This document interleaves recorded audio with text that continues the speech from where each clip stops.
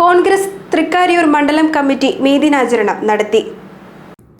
കോൺഗ്രസ് തൃക്കാര്യൂർ മണ്ഡലം കമ്മിറ്റി സംഘടിപ്പിച്ച മെയ് ദിനാചരണം INTUC വനിതാ വിഭാഗം ജില്ലാ പ്രസിഡന്റ് ചന്ദ്രലേഖ ശശിധരൻ ഉദ്ഘാടനം ചെയ്തു.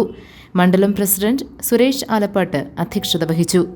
MM പ്രവീൺ, വിജയൻ നായർ, ഗോപിനാഥൻ നായർ, സുരേഷ് നാരേക്കാട്ട്, ഓമന വാസു, ജോസ് പുന്നയ്ക്കൽ, രമേശൻ തൃക്കാര്യൂർ, സുഹറ അബ്ദുൽ ഖാദർ തുടങ്ങിയവർ പങ്കെടുത്തു.